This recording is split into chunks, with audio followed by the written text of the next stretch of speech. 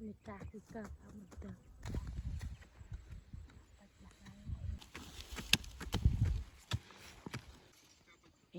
หุงข้าวกะสำเร็จแล้วนะนี่ตอนนี้เขาก็มาฮอดน้ำเนาะเราจะอาบน้ำกันนะ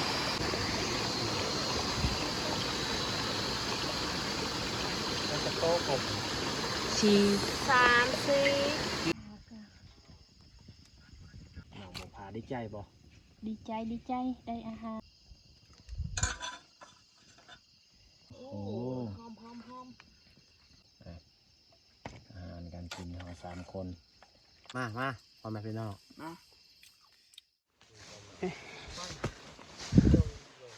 เพื่อให้ทางเนาะเพื่อสบายไปให้ สบายไปนอนป่าเนาะไ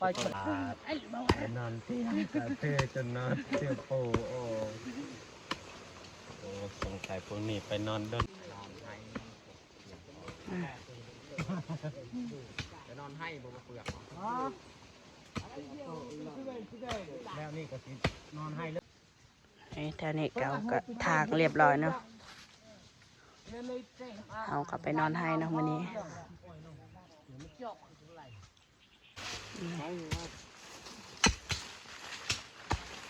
hành sâu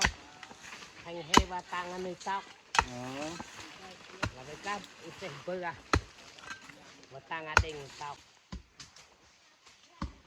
ไอ้บอบบี้เราพูดต่อยเงินดาวเงินบาทนี่ตัดเลยปลากบน้ำตาลเนาะมาเฮ็ดโกงๆว่าได้เด้มาเฮ็ดดีๆนี่มาเฮ็ดหญ้าดีนี่ๆจะหาวิธีแต่งมิดหลอดพละโอเค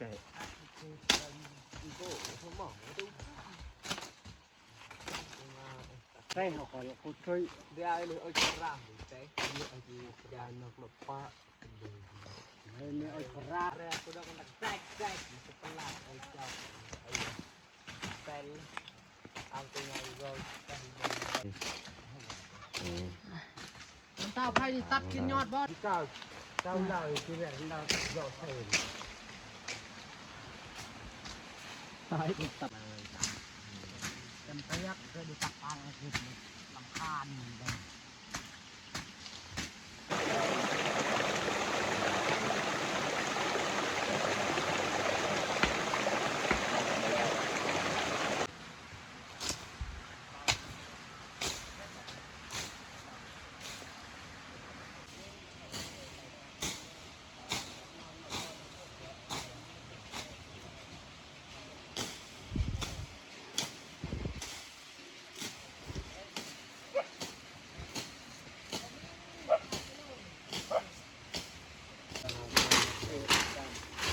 เป็นมันเฮ้ยวันนี้เราจะเอาวิ่งนะใส่เรื่องนี้ลาบดอันนี้โอ้ถ้าแต่ข้าวอยู่นะต้องเลือกเทเตนคนจะบอกว่าดิบไหลมาเป็นเปียกันนอกเวลาเนื้อเปียกันหลอกมาตัด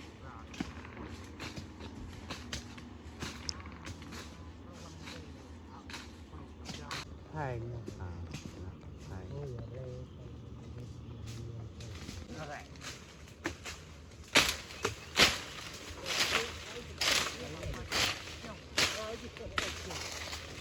ยังเฟยปอบปีนเฟยหลดสุดยอด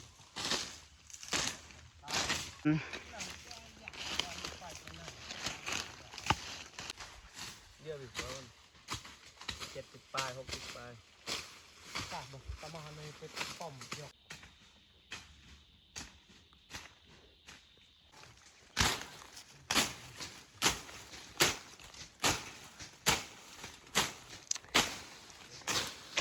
ทางเนาะ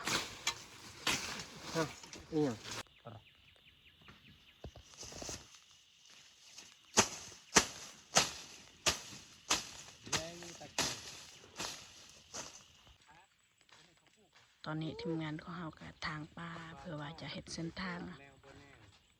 งกันยากนี่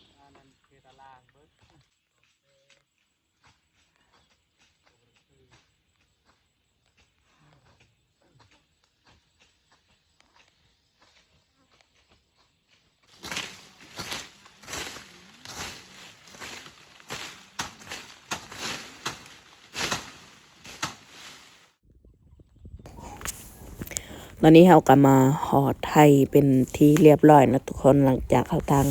เส้นทางการสำนี่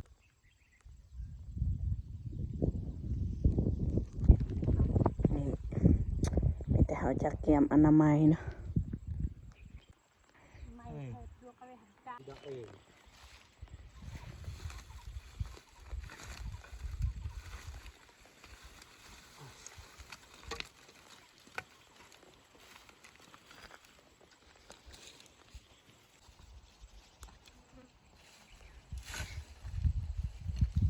all jam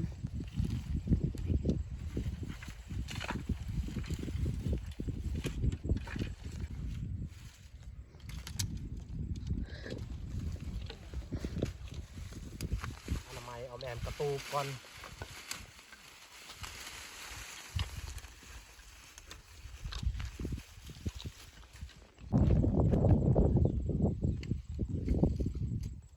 yeah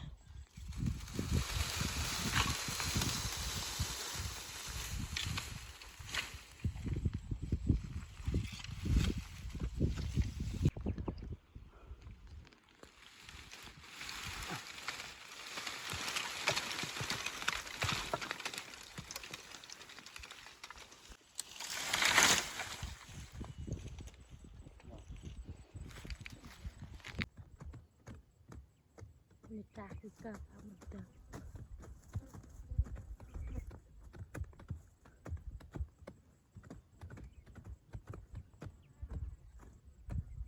อ้าวอีกกับไทยฉลามวัดกับพูดลาวกี่เอาอยู่หันหลังดูเห็นเบิกหมดเดิมมาเอาตัวกล่ออยู่ยัง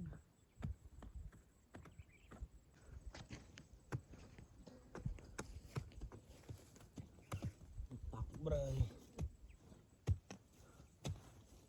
จำเลย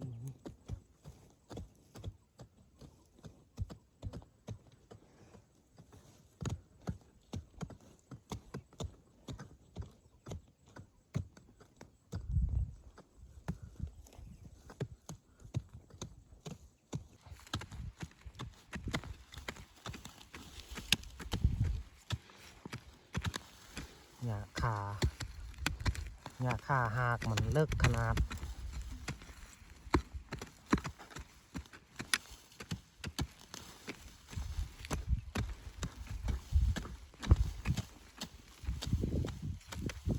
ตักเอา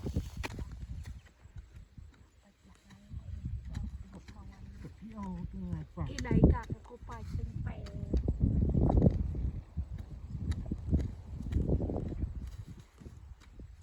ไม่ก็ผมบอกบัง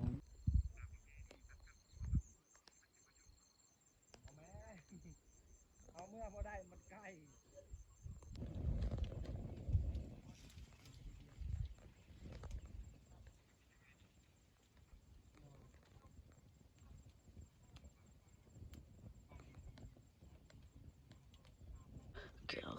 yeah ไอ้กรีลูกกระโดด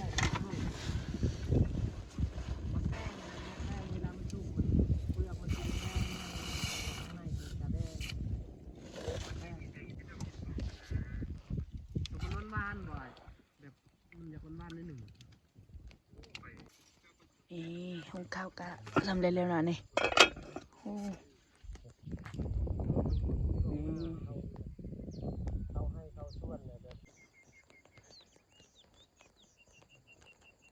ไก่จะค่ำเนาะแต่เสียงนกเสียงหนู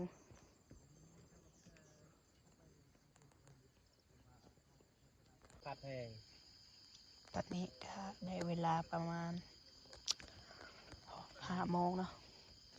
หรือว่า6 โมงนี่ข้าวกระสุกเนาะตอนนี้บรรยากาศกลางคืนเที่ยงเนาะตอนนี้บรรยากาศกะค่ำเนาะทุกคนเลย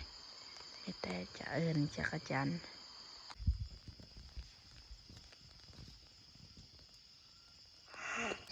นี่เขาก็จะเอาหยวกกล้วยเนาะ ว่าบ่มีของกิน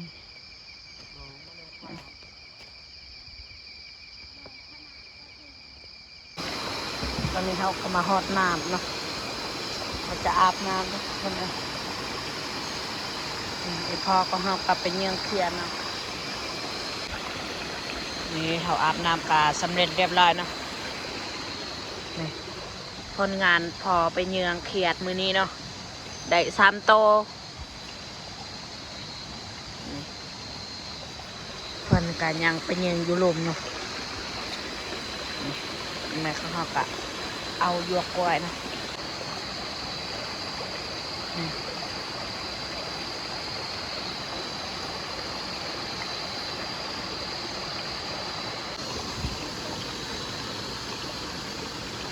จะโตกบ ชี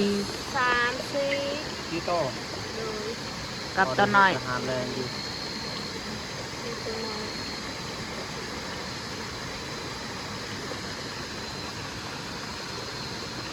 ถ้าดูเกี่ยวกับสวยเลยยืดยาวเลยได้ยืดดอกกับมันจะมีมันจางเลย ตอนนี้เขาก็ยังมา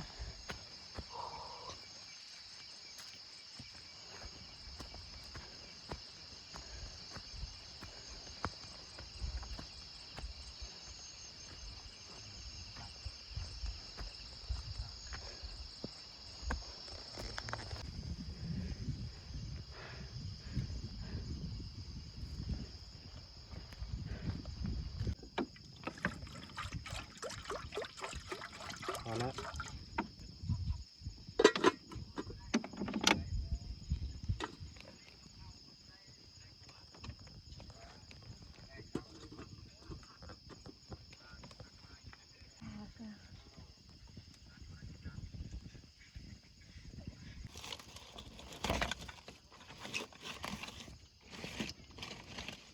มาดูผลงานนะเอากับลูกเมียไปหากิน พอได้เฮ็ดอาหารแรงมื้อนี้พี่น้องเอ้ยมีกบเขียด3 ตัวนี่แหละ อ๋อ อัดโคมนี่น้องบ่พาได้ใจบ่ ดีใจได้อาหาร คิดว่าบ่ได้กินของกิน เอิ้นจากจันกับบ่มาดีแล้วเนาะ ดีใจ เป็นยังกบมีเขียดได้ซ้ำว่าเฮาแกง จุด จุดกดแล้ว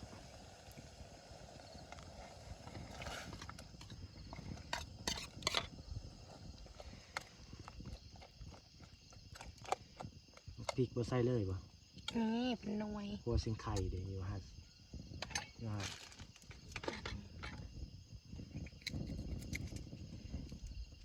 จมูกขาวขาก็มีเมื่อกี้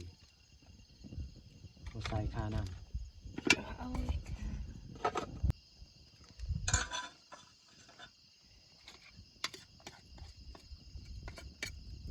เอาขาลงไปเพื่อบ่ให้มันขาว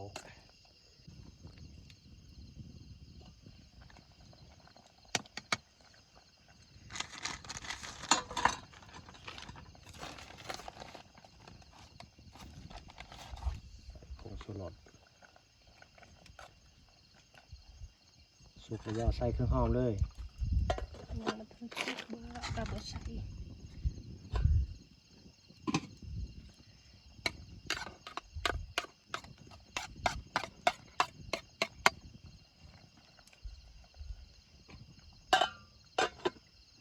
สุกแล้วบ่ สุก ปองกันเทิงเลยเหรอ โอ้ โอ้ หอมจังเลย อาหารการกินเรา3 คนในต้นลูกสาวอยู่มายังอยู่เฮือนเอาละถ้วยก็ขาด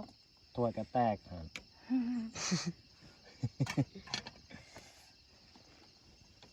มาพ่อแม่พี่น้อง เนาะ กินข้าวหนึ่งกัน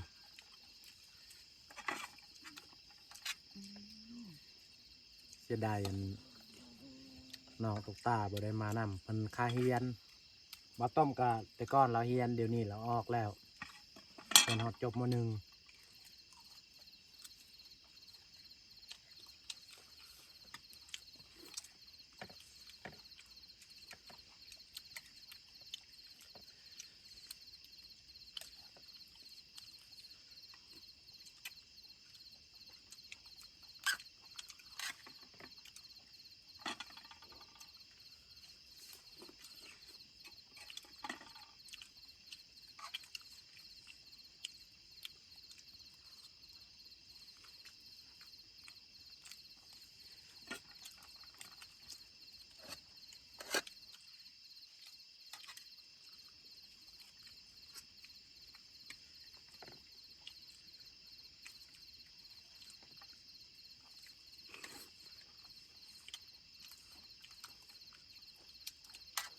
ไม่จ้อง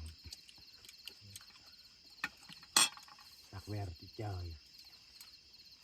เลย ด่างเขาคอยสด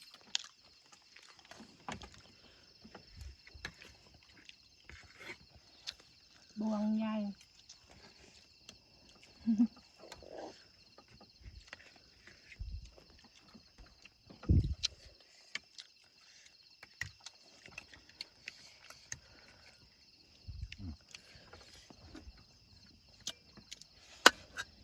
ขัดขนาดบวงหนองบัวพา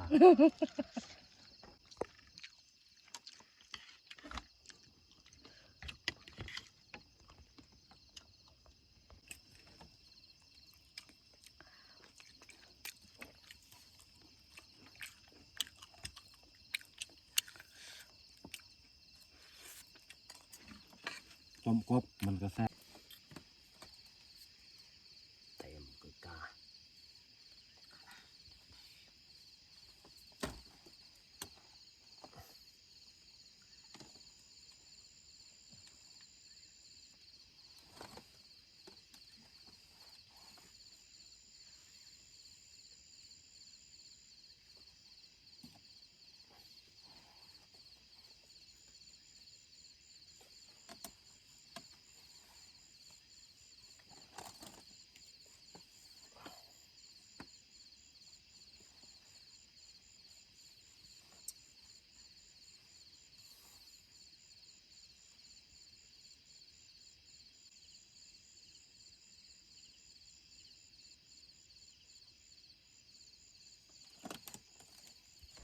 โน